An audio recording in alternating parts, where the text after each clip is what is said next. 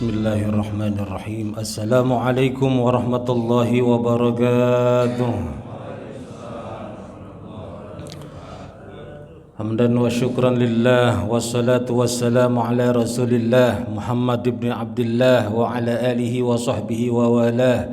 La hawla wa la quwwata illa billah. Subhanaka la ilma lana illa ma 'allamtana innaka antal alimul hakim wa tub 'alaina innaka antat tawwabur rahim. Rabbi shrah li sadri wa yassir li amri wahlul 'uqdatam min lisani yafqahu qawli. Allahumma faqihna fid din wa 'allimna at-ta'wil. Amin amin ya rabbal alamin. Al-muhtaramun, jamaah salat subuh Masjid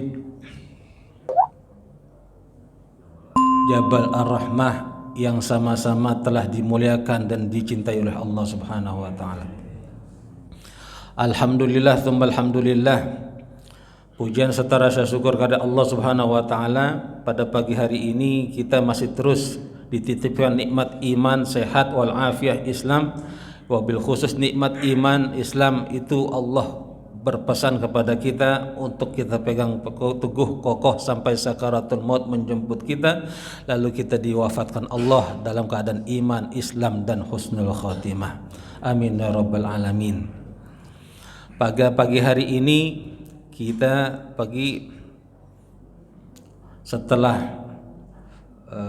berlebaran kembali kita saling bersilaturahim, dan walaupun sudah masuk ini pekan pertama, kita masuk bulan Zulqa'dah, sudah Zulqa'dah. Jadi sebulanan lagi kita lebaran lagi, Pak. Walaupun sudah lewat jauh, karena kita habis lebaran baru ketemu dan majlis ini baru kita mulai lagi. Saya pribadi memohon maaf atas segala khilaf. Kalau ada selama ini ada narasi, ada ucapan-ucapan yang kurang pas, mohon dibuka maaf sebesar-besarnya. Taqabbalallahu minna taqabbal ya karim salihal a'mal wa kullu amin antum bi khair. Amin ya rabbal alamin. Mudah-mudahan kita sudah termasuk digolongan oleh Allah hamba-hambanya insan yang bertakwa. Amin ya rabbal alamin. Pagi hari ini kita belum mulai, saya minta izin Pak Endang kemarin semalam, kita belum dulu masuk meneruskan kitab At-Tibyan, karena awal mula kita ingin isi dulu kajiannya tentang muhasabah Ramadan. Di situ ada halal bihalal, kita kaji sebentar, lalu apa sih ada ayat yang bisa kita muhasabah dan jadikan renungan di setelah kita berlebaran Idul Fitri. Selama ini jangan sampai kita lengah dan lupa, dan Ramadan cuma jadi ritual belaka. Ramadan begitu lagi, Ramadan begitu, kita ibarat nanti kita ulang lagi, jadi nggak selesai-selesai.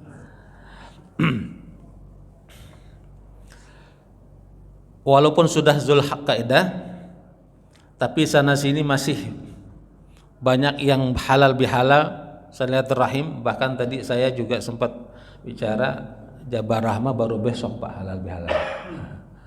Ya nggak lama, nggak apa-apa. Karena mungkin kalau di komplek itu pengurusnya banyak juga yang pulang kampungnya habis lebaran. Kemarin saya ngisi di Pasar Cipulir itu masih sepi. Biasanya penuh Pak gitu. Karena pesanan-pesanan tuh masih pedagangnya libur, pulang kampungnya habis lebaran. Karena sebelum lebaran tuh kan pesanan masih banyak. Jadi rata-rata pedagangnya habis lebaran baru pulang kampung. Hampir semuanya orang awak semua gitu. Ya. Pak Cipulir, Pasar Cipulir di atas. Di atas tapi masjidnya besar Pak. Ada 2 kali ini kali ya.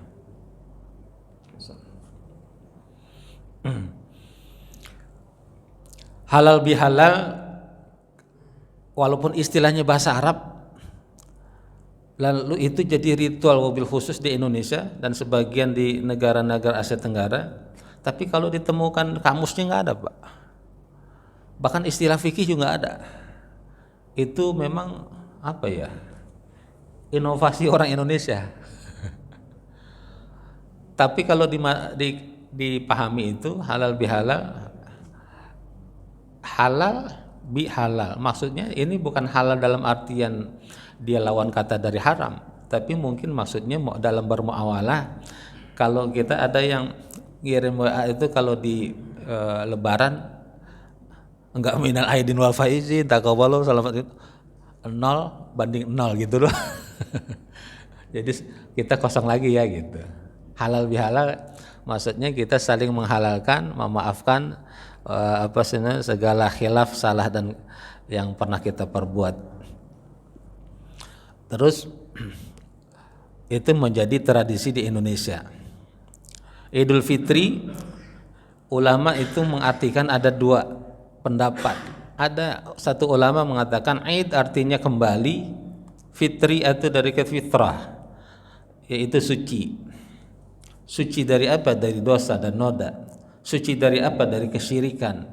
Karena seluruh manusia dulu ketika ditiupkan ruhnya di dalam di rahim ibu, ketika kita ditiupkan dalam rahim ibu, lalu Allah berfirman bertanya kepada kita semua, alastu bi rabbikum, akankah kalian bersaksi bahwa aku Tuhan kalian?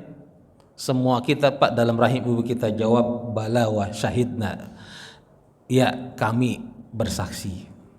Tapi ketika berojol ke dunia, melihat dunia, banyak setelah itu kita lupa. Oleh karena itu filosofinya kenapa bayi-bayi nangis, Pak? Karena khawatir ketika di dunia nanti tergelincir, dia lupa akan janjinya di hadapan Allah, akan bertauhid, menyembah, mengabdi hanya dan untuk Allah semata. Dan faktanya memang begitu. Manusia banyak yang lalai, lupa dari janjinya untuk istiqomah, bertauhid, menyembah, mengabdi sepanjang hayatnya kepada Allah Subhanahu wa taala.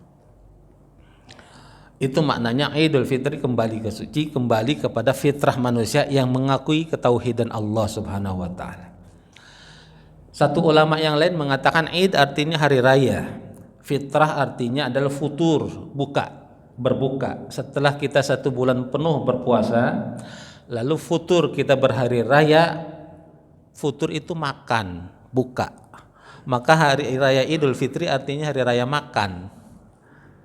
Dilarang kita puasa, Lebaran puasa. Saking solehnya gitu. Lebaran diharamkan puasa. Maka kita suruh makan-makan. Maka itu bagian dari sunnah, Pak. Di rumah tuh ada hidangan ya, minimal apalah tupat gitu. Ikut berhari raya. Tapi banyak dari kita juga lalai lagi begitu Idul Fitri dengan beraneka ragam makanan, hiruk pikuk kesenangan, pakaian baru dan seterusnya. Kita lupa apa makna Idul Fitri, apa makna Ramadan yang selama ini. Maka ayat yang paling bagus untuk kita muhasabah pada halal bihalal ba'da Ramadan, sebagai muhasabah ba'da Ramadan itu adalah surah Ali Imran 133 sampai 136. Allah berfirman, a'udzu billahi minasyaitonir rajim, wasari'u ila magfiratin mir rabbikum wa jannatin 'arduha as-samawati wal ard u'iddat lil muttaqin.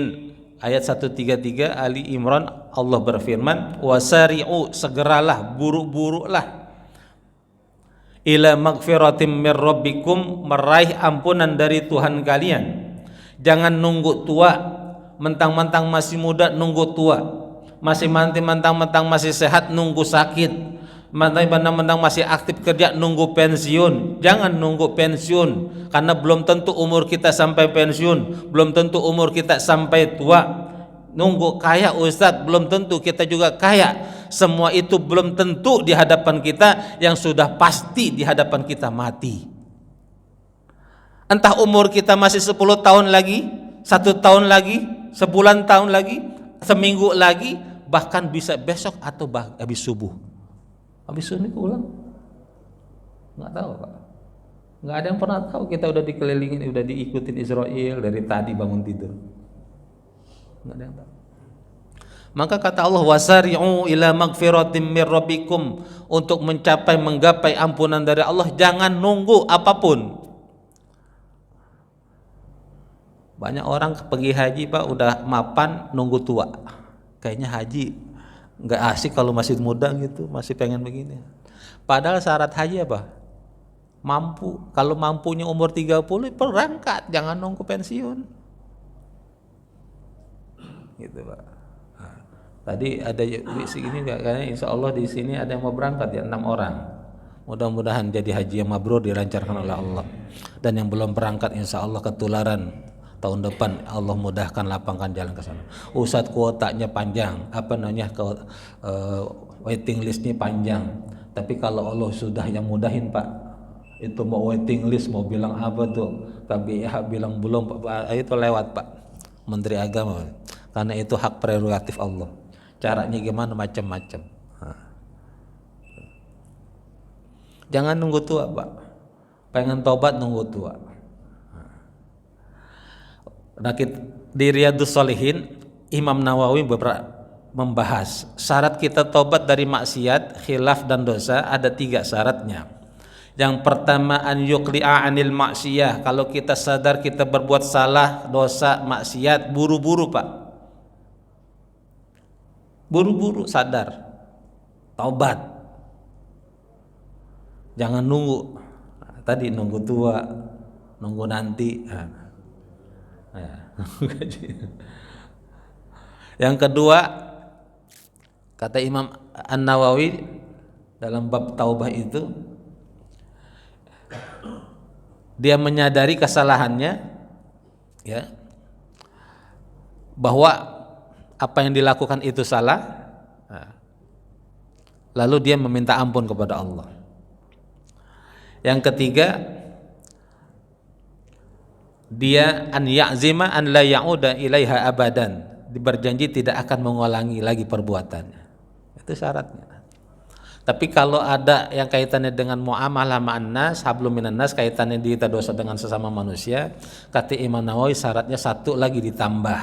Kalau kita pernah gibahin orang, kita fitnah orang, kita caci maki orang, kita gunjingin orang, kita harus datengin itu orang, kita akuin bahwa kita pernah gibahin dia, fitnah dia.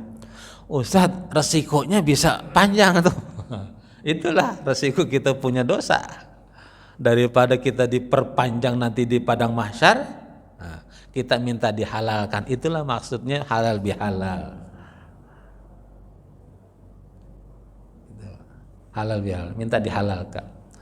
Kalau ada kaitannya kita ngambil hak orang, tanah orang kita kurangin, pernah kita dagang kita nimbangnya kekurangin, itu dosa. Gimana caranya Ustaz ngulanginnya itu?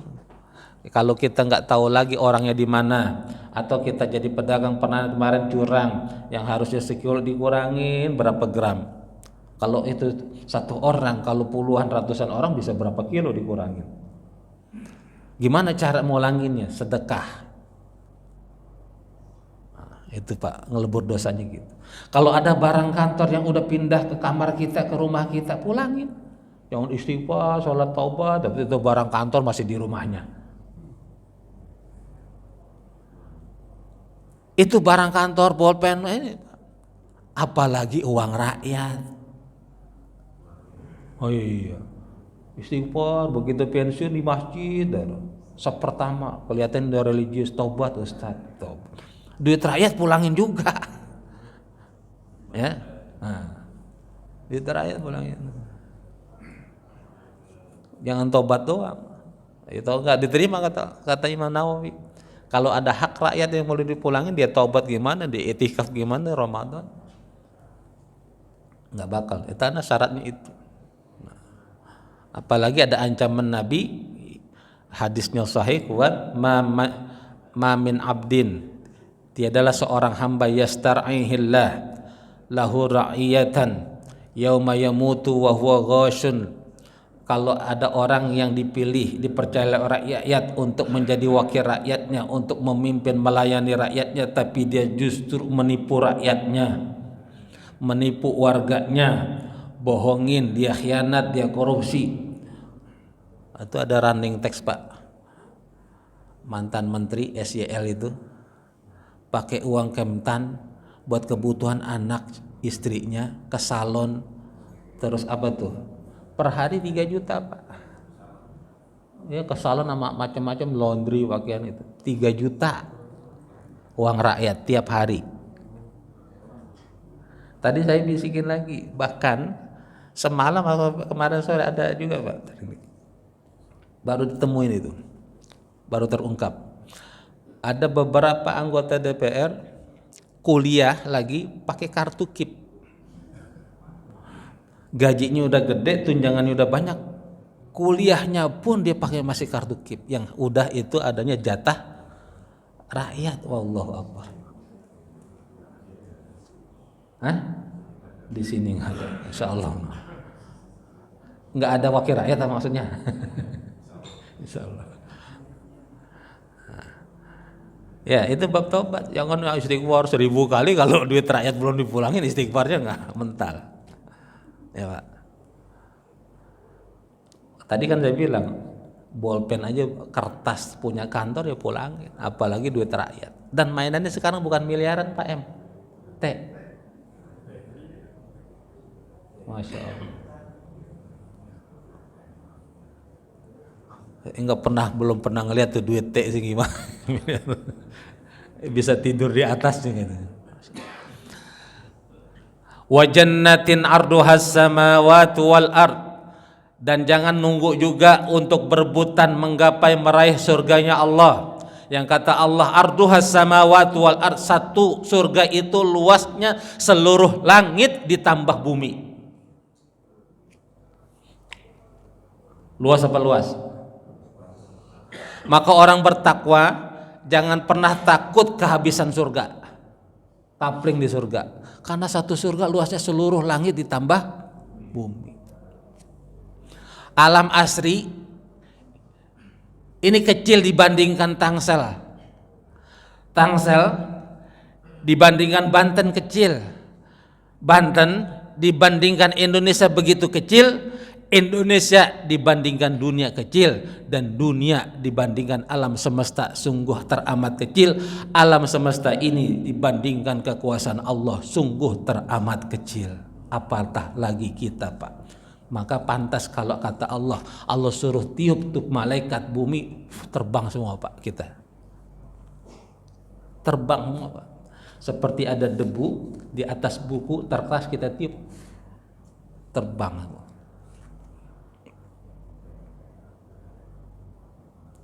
Uiddat lil muttaqin, yang Allah telah ciptakan dan sediakan surga itu hanya untuk orang-orang bertakwa. Nah, sekarang ketemu tuh Pak kuncinya. Bukankah kemarin ketika Allah berfirman kita disuruh berpuasa di 1 bulan penuh Ramadan, tujuannya untuk takwa? Ayatnya ketemu. Dan kalau kita benar-benar sudah jadi orang bertakwa, Allah sudah sediakan kita surga yang luasnya seluruh langit ditambah bumi. Tapi apa tuh ciri orang bertakwa yang sudah dapat atau sudah disediakan surga? Kalau belum pensiun, udah punya rumah, kayak girang banget Pak. Girang banget dah. Iya Pak. Kita kerja udah bisa pensiun, anak istri udah punya rumah, ya kan?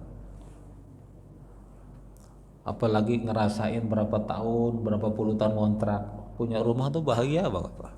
Itu tiap hari ubin dipel terus. Ya, disapuin, bahagia. Nah ini kita belum kiamat kita sudah dijamin masuk surga, disediakan surga. Gimana ngiran? Tapi ada contohnya atau cirinya orang bertakwa itu setelah Ramadan ini, cirinya apa? 1, 3, 4-nya Allah rinci. Alladzina yunfiquna fis sarra'i wad dharra. Orang yang bertakwa ciri yang pertama adalah yunfikuna pakai fi'il mudhari' ai bi makna al-istimrar, apa yang dilakukan itu continue, terus istiqomah. Orang yang orang bertakwa adalah senantiasa dia berinfak, mengeluarkan hartanya, sebagian hartanya di jalan Allah, fis sarra wad dharra, baik dalam keadaan sempit maupun lapang, dalam keadaan duitnya dikit maupun banyak, dalam keadaan bisnisnya seret ataupun lancar, dalam keadaan miskin maupun kaya, dia bisa banyak, dia bisa dikit, dia dikit. Enggak berhenti, Pak. Enggak cuma Ramadan berebutan kita takjil. Enggak dapat jadwalnya di masjid, nanya, Pak Andang, kok belum ada namanya? Begitu Ramadan hilang juga. Ya. Tiap Ramadan kita berlomba-lomba, Pak, khataman Quran. Selesai Ramadan berhenti juga. Kemana tuh? Karena Syawal itu adalah peningkatan, seharusnya terus gaspol, Pak. Bukan begitu Idul Fitri berhenti, blek. Dari 180 derajat begitu Idul Fitri blek, balik lagi. Harusnya terus gaspol. Itu peningkatan, minimal istiqomah. Itu justru tantangannya kita di luar Ramadan ini, Pak, ujiannya. Jadi bukan di Ramadan. Kalau kita ngaji berlomba-lomba khataman Quran di Ramadan, mungkin karena kanan kiri kita, tetangga kita juga begitu. Kita berlomba-lomba bagi-bagi takjil, anak yatim makan, karena saudara-saudara kita, tetangga kita, kampung kita, komplek kita juga begitu. Tapi begitu selesai Ramadan, tetangga enggak begitu, teman-teman kita biasa aja. Nah, itu tantangannya. Kita masih istiqomah enggak khataman Quran? Kita masih istiqomah Kak seperti Ramadan, belum azan sejadahnya udah nyampe di masjid. Ini tantangan. Beda kan? Begitu apalagi hari pertama Ramadan, Pak. Orangnya belum ada, sejadahnya udah ada. Begitu Ramadan kelar, udah 15 menit azan belum nyampe juga orang. Mana tuh orang? Ya kan? Begitu Ramadan tuh Quran dibuka-buka, sekarang begitu salah kelar Ramadan ditaruh lagi lemari. Ya. Alladzina yunfikuna fis sarra wad dharra. Kemarin sebelum Ramadan ada viral, bahkan heboh. Tapi ya gitulah umat Islam ya. Orang Indonesia umat Islamnya sungguh disuruh sabar terus, Pak. Kita dicibir umat Islam sedekahnya itu cuma 2,5%. Itu yang ngomong oknum pendeta, Pak. Ya begitulah 2,5% katanya. Kalau kita kan 10%. Bahkan bab zakat, bab sedekah itu di Islam tuh banyak. Itu kan batas minimal kita supaya tidak dianggap pelit oleh Allah. Tapi kalau kita mau 10%, 25%, setengah harta kita, seluruh harta kita pun boleh. Di berbagai kesempatan termasuk khutbah-khutbah juga saya bilang, mobil khusus di Jakarta saya tahu, karena dulu orang-orang tua juga banyak cerita seperti itu. Maka termasuk negara ini jangan sombong, jangan kualat dengan umat Islam. Indonesia merdeka, Indonesia belum punya duit. Jalan-jalan protokol di Indonesia, di Jakarta yang besar-besar, bahkan termasuk tanah-tanah yang sekarang jadi gedung-gedung pemerintahan, banyakan dari wakaf umat Islam.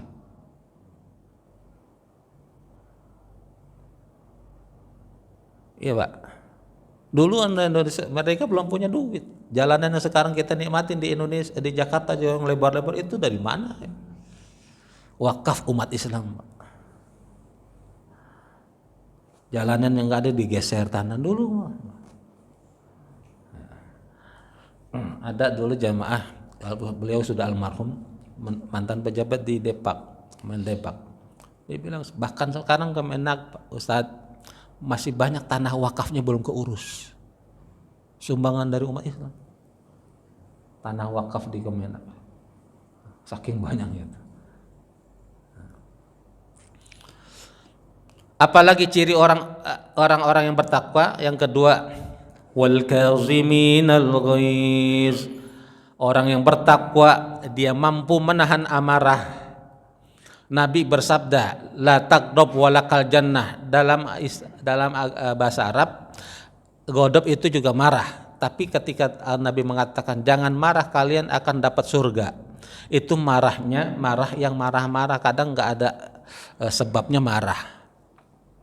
Tapi Allah berfirman 134 Ali Imran ini mengatakan bukan pakai ghadab, tapi wal kaziminal ghaiz. Al ghaiz itu marah yang wajar, Pak. Yang mestinya kita wajar untuk marah. Itu pun orang bertakwa mampu menahan amarahnya. Jangan sudah lulus dari Ramadan kita udah bertakwa, tapi apalagi marah-marah yang apa sih kaitannya dengan dunia ya, Pak. Giliran agama dia santai, giliran dunia sepion motornya kesenggol aja, jalan yang benar pakai mata dong. Wah, gimana Pak jalan pakai mata pakai kaki? Tapi giliran agama ini biasa aja disenggol. Ya Pak, aneh gitu kan? Ini banyak orang-orang kita yang ngakunya Islam gitu, disenggol dunianya, pakaiannya, tapi begitu disenggol agamanya biasa aja gitu. Nah, itu tadi sebelum Ramadan, sebelum Lebaran. Setelah Lebaran, umat Islam ini nggak tahu di Indonesia ini diganggu setan apa. Kita ribut lagi Pak masalah musik. Sampai sekarang belum kelar Pak. Dari yang ustadz-ustadznya sampai yang awam-awam ribut di grup-grup WA, main komplot-komplot serang. Ini sebenarnya kalau kita yang ngaji ini udah tuntas Pak, kayak gitu jangan terpengaruh. Kalau masalah khilafiyah saya bilang sampai hari kiamat nggak bakal ketemu. Itu kan masalah khilafiyah. Ketika khilafiyah, musik sama dengan sholat pakai usoli atau nggak usoli, ya sampai hari kiamat ya Pak. Cuma gara-gara kita bilang khilafiyah lalu kita yang satu bilang bid'ah, yang satu sesat, yang satu subhat, macam-macam.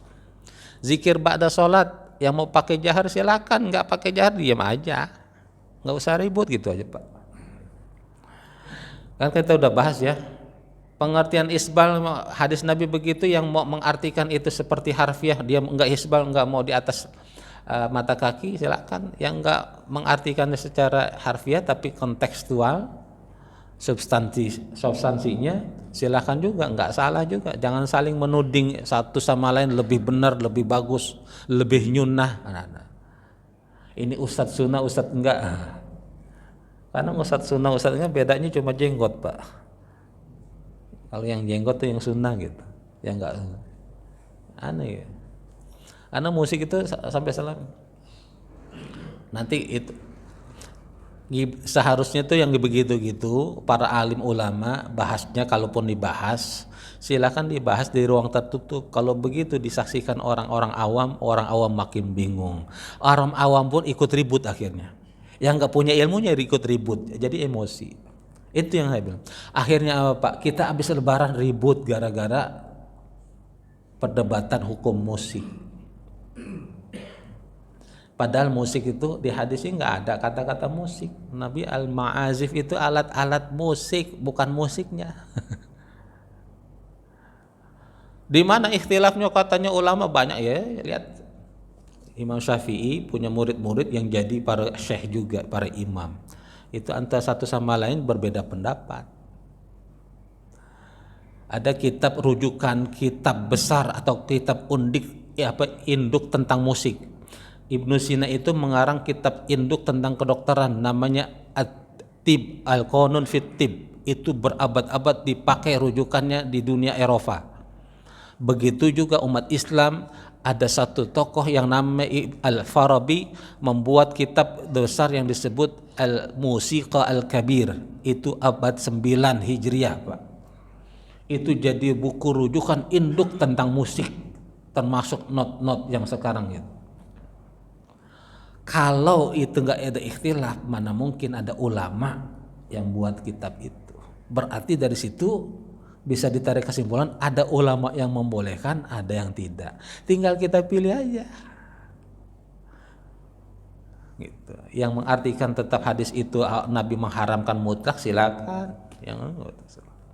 Tapi sepakat Pak, kalau musik buat joget-joget maksiat, penyanyinya apa sih ini, pakaiannya auratnya terbuka, itu sepakat ulama tuh, ya, haram. Bahkan itu menjadi uzur kalau bapak-bapak diundang ada walimatul arus, ya, pesta pernikahan, lalu hiburannya dangdutan, pakai apa, baju-baju minim, itu bisa jadi uzur kita untuk tidak datang. Maaf Pak Haji, ini karena ada dangdut saya nggak datang, atau mau datang sebelumnya atau sesudahnya, karena itu jadi uzur. Nah, kita lanjutkan dulu, nanti kalau ada yang masih mau nanya tentang musik silakan. Uiddat lil al-kazimin al-ghaiz. Yang ketiga kata Allah, ciri orang bertakwa, wal afina 'anin nas, mampu memaafkan orang.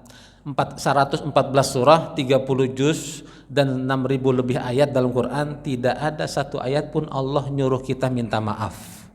Tapi yang ada kita maafin orang. Karena minta maaf itu mudah Pak Bu.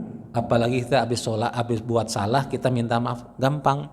Yang berat itu diantara kita kadang maafin orang. Orang berbuat salah lagi, kita maafin, tahun depan begitu lagi. Beratnya di situ tuh. Ya. Lebaran itu kemarin itu juga wal afina anidas, orang belum datang Lebaran, belum WA, belum telepon, belum video call, kita sudah maafin.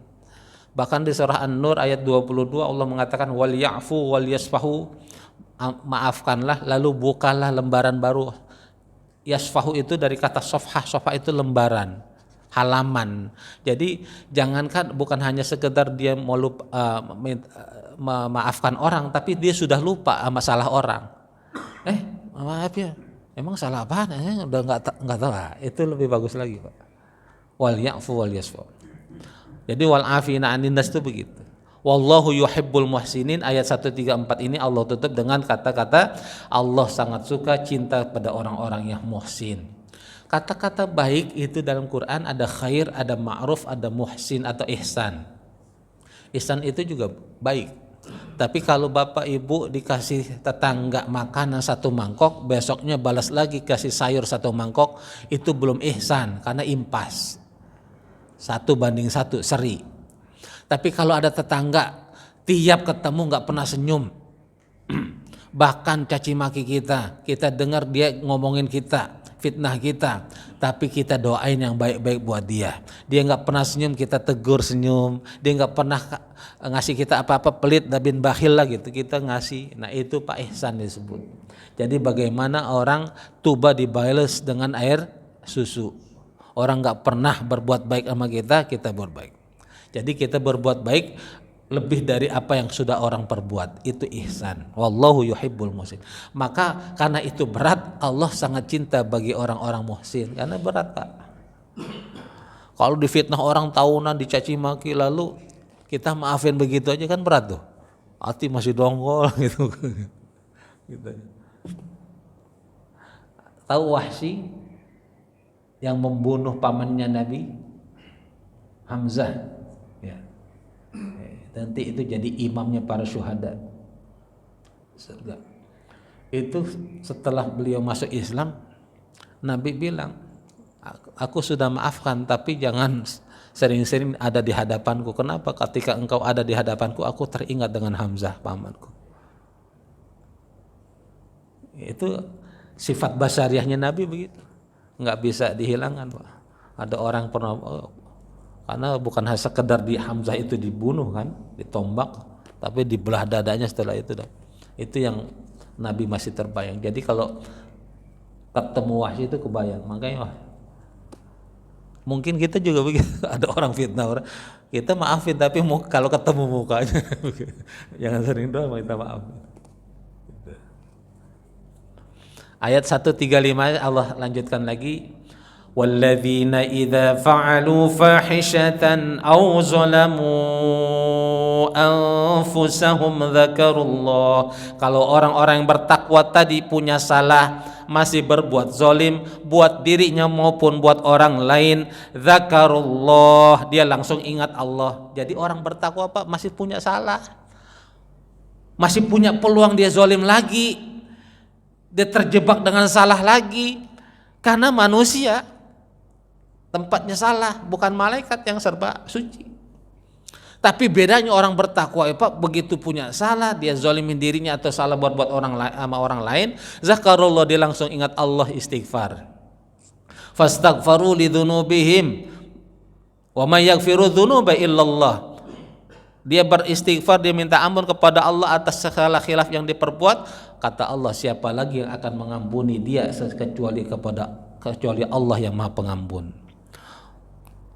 Walam yusirru ma fa'alu wa hum ya'lamun, dan setelah itu dia ngomong lagi, aku nggak mau terulang lagi. Nanti jatuh lagi, khilaf lagi, istighfar lagi. Itulah Allah Maha luas ampunan. Kalau kita kan orang berbuat salah datang minta maaf, lu minta maaf, besok lu begitu lagi ya gitu. Kita kesel. Tapi Allah nggak ada keselnya. Kita salah, istighfar, Allah ampuni. Salah lagi, Allah kita istighfar, ampunan gitu. Ulaika jazaohum maghfiratum mir rabbihim wa jannatun tajri min tahtihal anharu khalidina fiha. Kata Allah, buat mereka lah jaza, balasan bagi mereka, ampunan dari Allah dan surganya Allah. Surganya Allah yang mereka akan dapatkan adalah di dalamnya tajri min tahtihal anharu khalidina fiha. Di dalam surga itu nanti ada air mengalir dari sungai. Kalau sungai yang jernih di kampung kita Pak, adem, seger, apalagi di surga. Tempat mandi nanti airnya mengalir Pak, enggak dari toren dulu. Langsung kalau panas begini ya anget. Kalau ini cuaca ini mulai panas Pak, jadi minum es mulu, makanya pas pagi-pagi tadi saya malamnya minum es. Dan ternyata saya mau cerita Pak Endang, jadi waktu itikaf kemarin itu ternyata panjang, Ramadan kemarin panjang. Jumat kan itikaf saya kan di sini. Makin gak enak tuh kan, saya nyuruh beliau jadi imam subuh. Ternyata panjang. Besoknya subuh saya lemes, makin lemes. Tapi saya terus puasa. Sorenya itu Sabtu udah buang-buang air. Malam Ahadnya itu makin parah. Hari Minggu, hari Ahadnya itu terakhir saya udah gak puasa. Karena lebih dari 20 kali di hari. Begitu dokter langsung dirujuk. Maka Lebaran kemarin saya di rumah sakit. Ya. Entah saya kata ada indikasi keracunan makanan, entah dari mana nggak tahu. Qadarullah. Maka 2 hari itu jadwal yang harusnya khotib juga di Pondok Pinang batal. Kaget, panitia juga bingung. Waduh, rumah seumur baru ini. Di awal Ramadan anak saya masuk karena DBD rumah sakit. Di akhir Ramadan sampai Lebaran sayanya Pak gantinya. Pas ya. Qadarullah. Saya gitu ya. Lagi nikmatin aja, mungkin Allah lagi ngapusin dosa-dosa gitu. Ya. Baru pas Rabunya Lebaran, siangnya sih minta pulang. Walaupun sebenarnya masih ada visit lagi 1 kali ke dokter. Kami karena di rumah sakit Lebaran nggak enak, pengen pulang aja di siang zuhur itu saya minta pulang aja. Harusnya baru besoknya lagi. Itu pun 2 hari 3 hari masih lemas di rumah. Warna putih semua, pucat tangan itu. Terus tensi saya turun, berat hilang 7 kilo. Ini udah mulai keisi lagi. Udah keisi lagi. Apa namanya? Itu gara-gara mungkin. Jadi kemarin gitu. Ternyata yang pas itu panjang. Saya pas mau memimpin sholat subuh tuh udah ke badan nggak enak makanya. Kayak beliau suruh jadi imam waktu itu Jumat. Ternyata itu ada terusannya gitu. Ayat 1 ya, kembali ke 36. Jadi surga yang dijanjikan Allah sungguh begitu indah, nikmat. Nah, kalau buat motivasi, jadi nanti banyak keindahan-keindahan, kenikmatan yang di dunia ini kita nggak bisa bayangkan, bahkan nggak terpikir nanti di surga kita akan dapatkan. Wa ni'ma ajrul amilin, Allah sediakan itu balasan bagi orang-orang yang telah melakukan kebaikan yang tadi Allah telah sebutkan, yang dikategorikan menjadi orang-orang bertakwa. Mudah-mudahan ketika kita lulus dari madrasah Ramadan, Allah benar-benar telah menjadikan kita menjadi orang-orang dan hamba-hambanya yang bertakwa, yang sudah disediakan oleh Allah surganya kelak. Amin amin ya rabbal alamin. Mudah-mudahan kita bukan hanya menjadi saudara teman di dunia, satu majelis, tapi juga satu kapling nanti di surga. Amin ya rabbal alamin. Silakan jika ada yang mau bertanya. Silakan Pak. Assalamualaikum warahmatullahi wabarakatuh. Waalaikumsalam warahmatullahi wabarakatuh. Ini bukan ustadznya yang keliru ya, tapi jemaahnya. Kecenderungan kan ustadz memberikan tausiah atau berwasiat kepada diri sendiri dan halayak. Tetapi jemaah cenderung cuma nerima dan keluar. Maksudnya cuma nerima tapi nggak diamalkan. Nah ini kecenderungan atau fenomena atau gejala apa ya? Seperti kita nih kan pengurus memfasilitasi, ada kajian taksin, ada kajian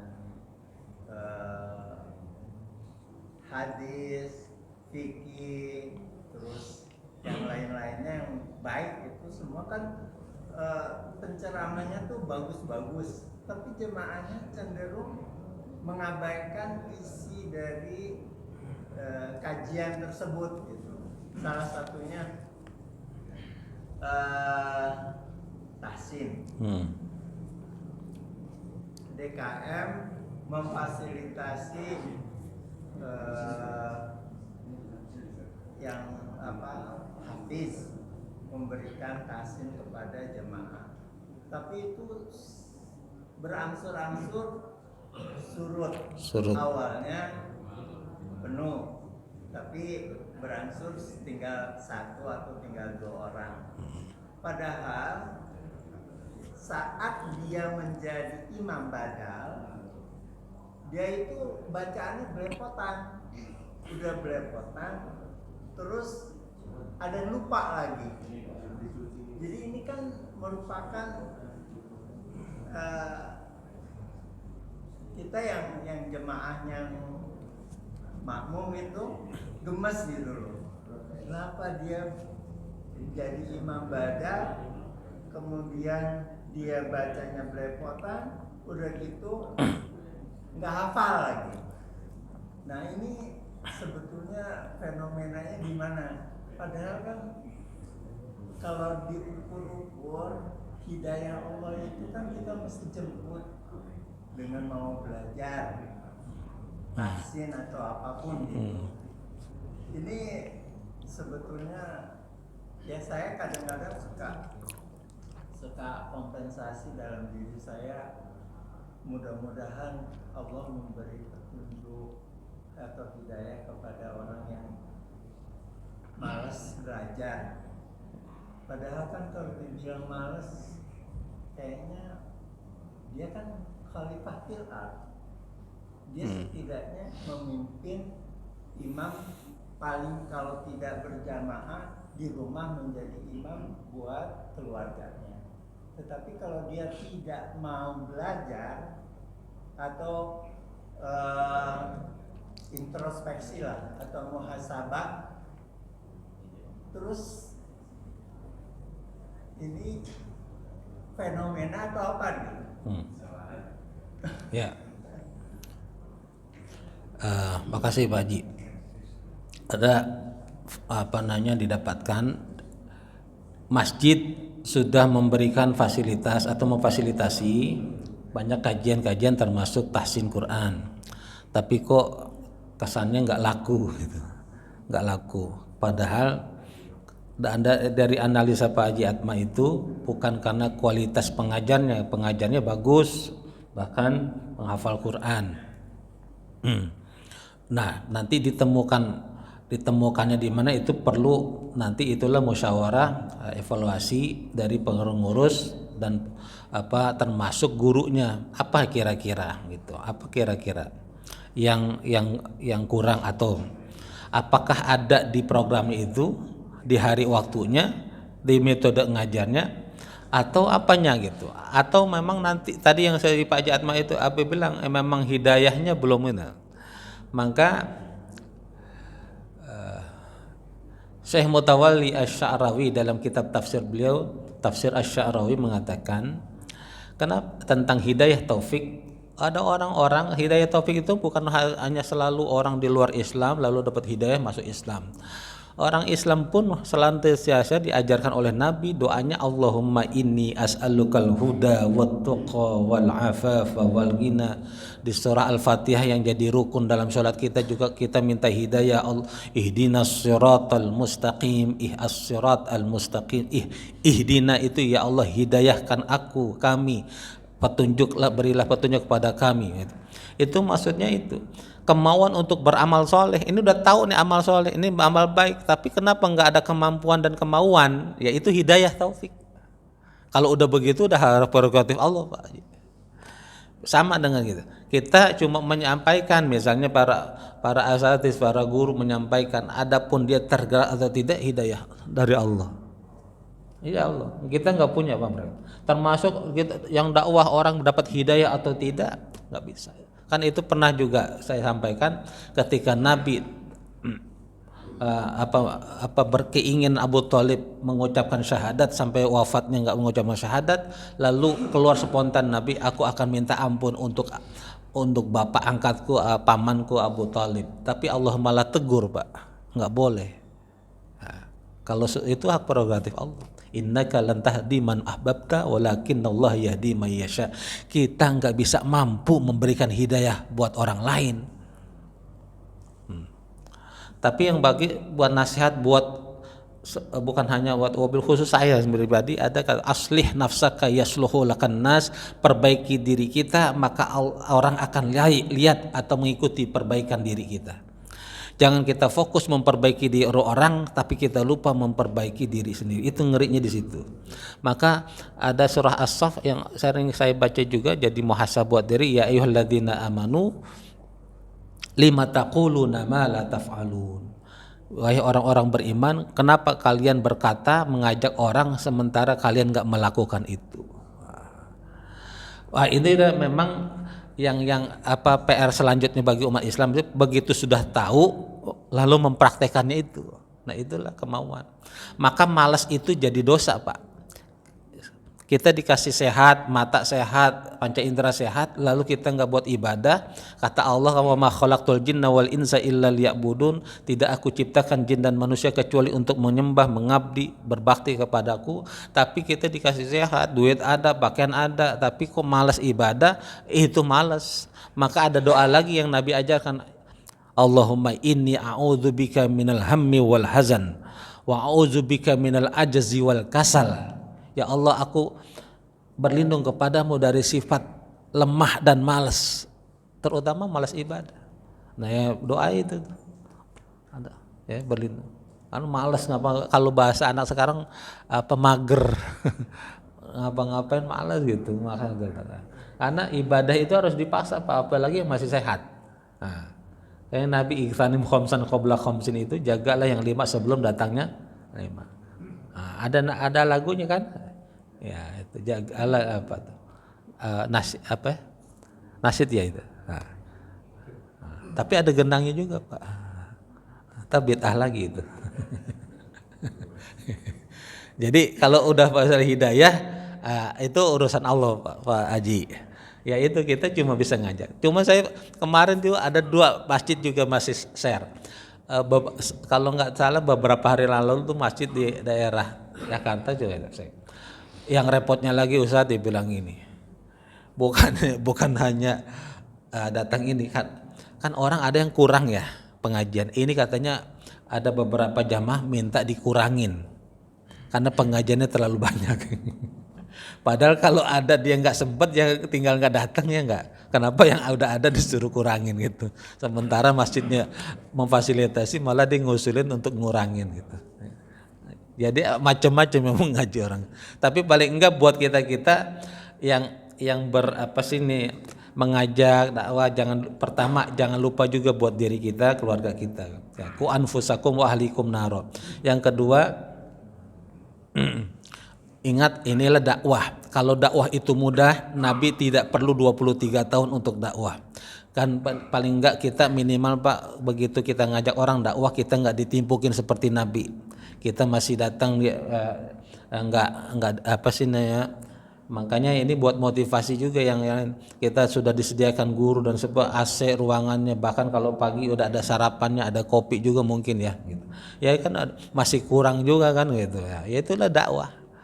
Tapi kalau buat maksiat kan kata Bang Haji Roma gitu Pak. Malam-malam banyak nyamuk, hujan-hujan gerimis, pakai bayar pula datang Pak. Pengajian diundang seminggu yang lalu, ruangannya AC, ya enggak. Ada makanan, ketemu duduk gitu, enak. Enggak mau datang, gratis. Nah, itulah itu ya.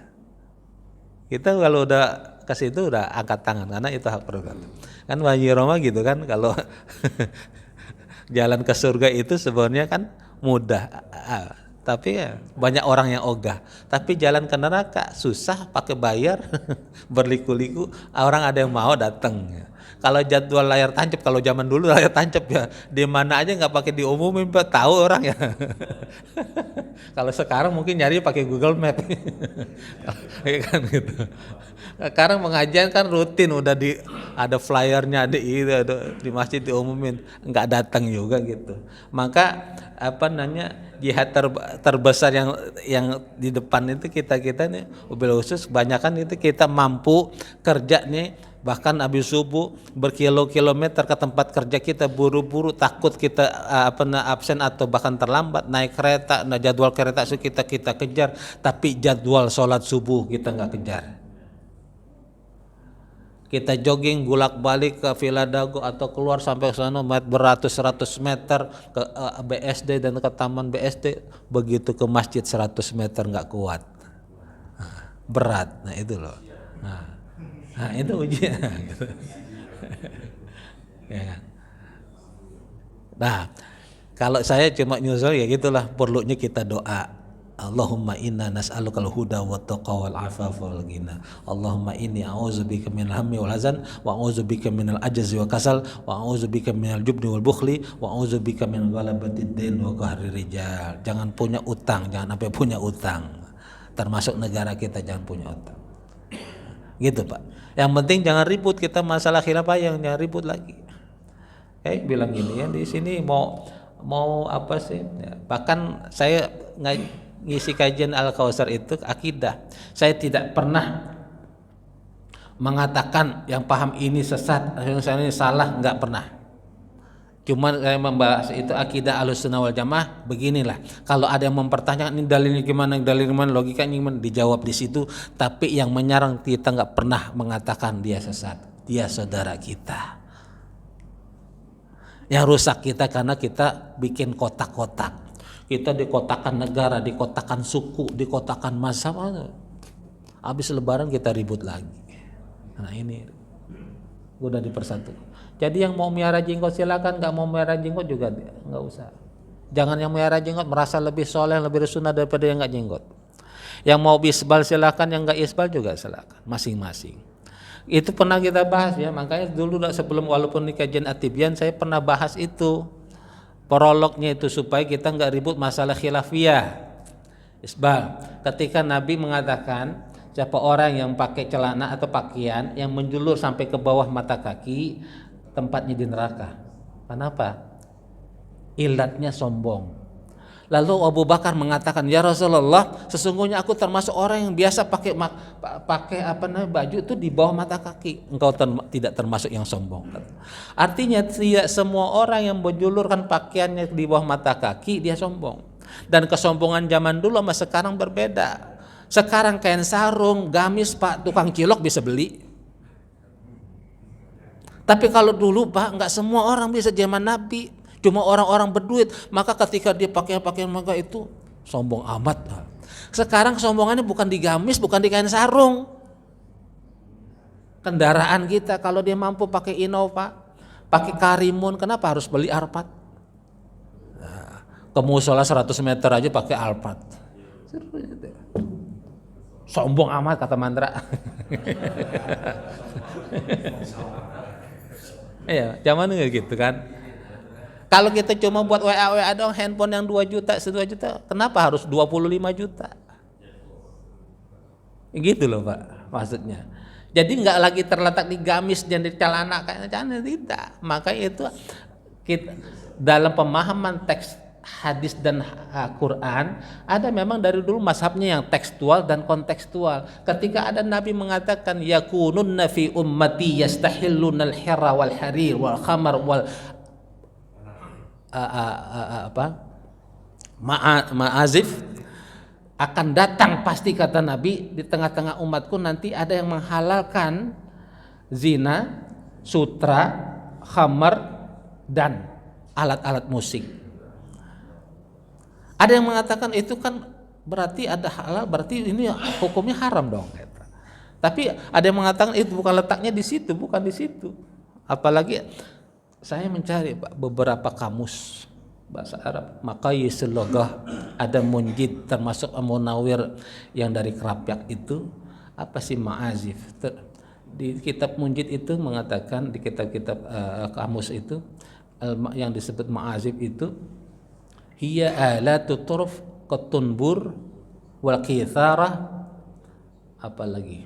Jadi aslinya itu alat-alat musik yang punya senar banyak, di antaranya itu seperti sitar, gitar, terus apa tuh yang kayak buat gambus tuh, itu. Nah, tapi Nabi kan nggak nyebut musik.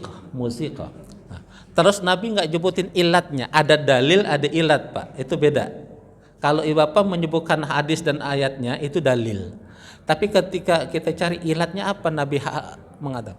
Ketika Allah mengatakan hurimat alaikumul maitatu waddamu walahmul khinzir, telah aku diharamkan bagi kalian bangkai, waddam darah, wal khinzir babi.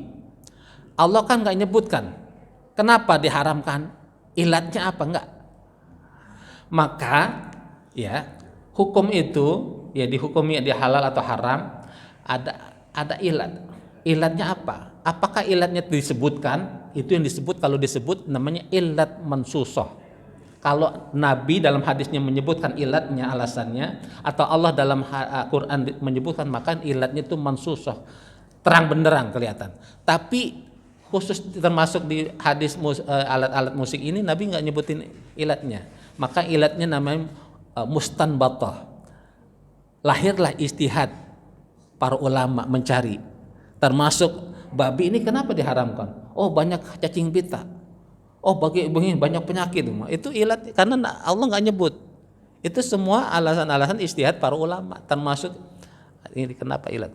Nah, maka kalau dia ilat masuk yang menghasilkan istinbat hukum tadi berupa istihad, dia sangat punya peluang lebih besar akan terjadi ikhtilaf ulama. Kalau dia udah jadi ikhtilaf ulama, jangan kita merasa benar, karena kok kaidah fikihnya yang pernah kita sebut al istihad la yunqadu bil istihad, satu istihad lain tidak bisa mengalahkan istihad yang lain. Dua-duanya sama-sama istihad, sama-sama punya peluang benar, juga punya peluang salah. Maka yang terbaik saya itu pendapat saya bisa benar bisa salah. Saya juga menghormati pendapat Anda bisa salah juga bahkan bisa benar. Bagusnya begitu. Bukan paling tuding ente subhat, ente bid'ah, ente sesat, wah ente bahkan nauzubillah mengkafirkan sesama muslim. Nauzubillah, jangan sampai seperti itu. Ya Pak, ya percuma kita ngaji puluhan tahun kita nggak kelar-kelar masalah khilafiyah. Kemana aja ngajinya. Demikian, mudah-mudahan bermanfaat karena waktu sudah yang membatasi kita. Mudah-mudahan ini menjadi motivasi dan sekali lagi pesan saya, kita menghilangkan batas-batas sekat-sekat khilafiyah kita sehingga kita menjadi umat yang satu. Urusan kita banyak Pak, Ini habis lebaran kita ribut masalah sementara saudara-saudara kita anak-anak kecil di Rafah sana habis hilang orang tuanya. Ya, kita ribut masalah musik sementara di sana Pak hitungan menit, hitungan detik bertarung dengan nyawa. Kita lupa dengan nasib saudara kita di Palestina, Rafah dan seterusnya. Kita juga lupa Pak punya masalah di Indonesia ini Pak. Tanah air kita makin banyak tergadai. Belum lagi nanti Pak katanya pertanian akan diambil oleh asing. Bukan hanya tambang, pertanian Pak. Nah, bukan lagi ini narkoba Marakarajala. Ada yang sekarang lagi viral Pak, anak SD udah pada pakai apa tuh? Bong apa yang buat narkoba itu. Nah, udah pada. Belum lagi pacaran makin liberal ya, sebenarnya bukan pacaran udah zina lagi Pak. Hampir setiap weekend itu di fasum-fasum di Jakarta itu begitu paginya Satpol PP bersih-bersih banyak kondom. Na'udzubillah wal iyazubillah. Anak-anak SMA dan SMP kita sudah banyak terlibat pada zina. Ini PR kita, ngapain ribut dia masalah khilafiyah lagi? Ya, yang kayak gitu-gitu. Kita nggak cerdas-cerdas kok ngaji gitu, aneh gitu. Nah, ya. Gitu Pak. Demikian, lebih kurang mohon maaf wal afu minkum. Kita baca sakafaratul majlis. Subhanakallahumma wa bihamdika asyhadu an la ilaha illa anta astaghfiruka wa atubu ilaik. Wassalamualaikum warahmatullahi wabarakatuh.